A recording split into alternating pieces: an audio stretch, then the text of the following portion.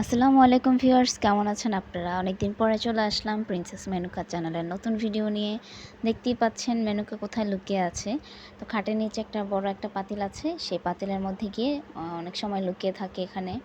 তো সারা বাড়ি খুঁজে খুঁজেও মেনুকাকে পাওয়া যায় না।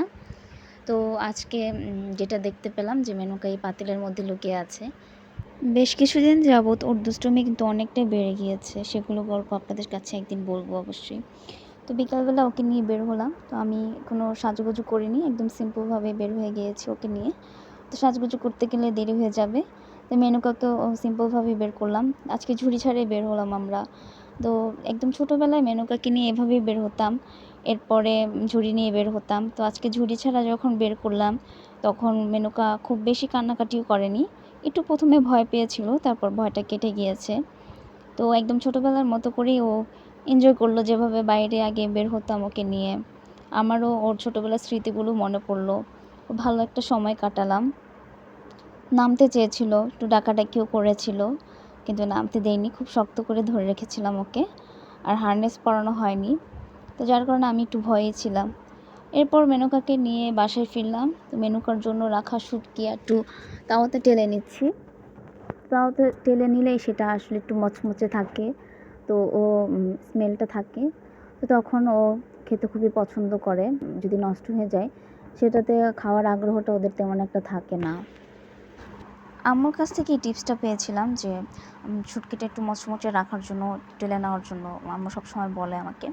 তো শুটকিটা টেলে নিলাম, এরপরে একটা বক্সে রেখে দিলাম। বক্সে সবসময় রাখি।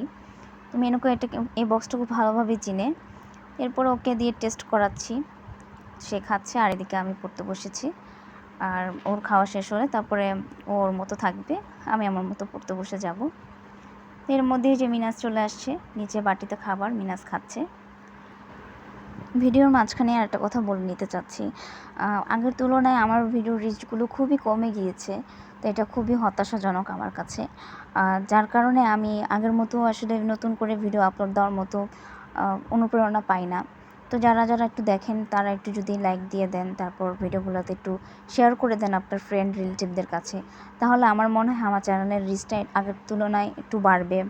আর তাছাড়া আপনারা যারা নতুন দেখছেন তারা যদি চ্যানেলটিকে সাবস্ক্রাইব করে দেন, আমি নতুন নতুন ভিডিও আপলোড দেওয়ার জন্য অনুপ্রেরণা পাবো। তো আশা করব সবাই এই বিষয়টিকে একটু দেখবেন, আর অনুরোধ করব যেন আমার চ্যানেলটিকে সাবস্ক্রাইব করে দেন। আর চ্যানেলটির ভিডিওগুলো ভালো লাগলে অবশ্যই লাইক দিয়ে দিবেন।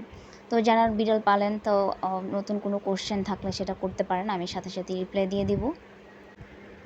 তো শীত চলে আসছে, এর মধ্যেই কিন্তু বিড়ালদের শীতের যত্ন কিন্তু অন্যরকম। তো সেটা রিলেটেড একটা ভিডিও আপলোড দেবো খুব শীঘ্রই ইনশাল্লাহ।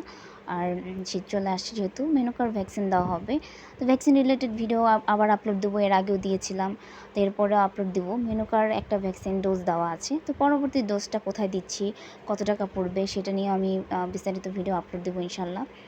তো শুটকি খেয়ে মেনুকা এখন এই যে আমি বেডশিটটা চেঞ্জ করলাম, এর মধ্যে চলে এসেছে উনি, এখানে বসে আছে, পড়াশোনা করবে এখন। আমার পড়াশোনাগুলো মেনুকাই করে দেয়, তাই আমি এখন পড়তে বসি খুবই কম। মেনুকেই আমার হয়ে পড়াশোনাগুলো করে দিচ্ছে। সো আজকের ভিডিও এ পর্যন্তই রাখবো, খুব বেশি লম্বা করব না। এদিকে আমার ঠান্ডা লেগেছে, যার কারণে ভয়েসটাও খুব ভালো বেশি শোনাচ্ছে না, কিন্তু ভিডিও আপলোড দিয়ে ফেললাম। তো ভয়েসটা বেশি যেহেতু ভালো শোনাচ্ছে না, তো একটু কষ্ট করে আপনারা আমার ভয়েসটা একটু সহ্য করে নেবেন। আর ভিডিওটি ভালো লাগলে একটি লাইক দিয়ে দিবেন, কমেন্ট করে জানাবেন কেমন লাগলো। যারা একদমই নতুন দেখছেন তারা প্লিজ চ্যানেলটিকে সাবস্ক্রাইব করে দেবেন, একটি সাবস্ক্রাইব বাড়লেও কিন্তু অনুপ্রেরণা পাই।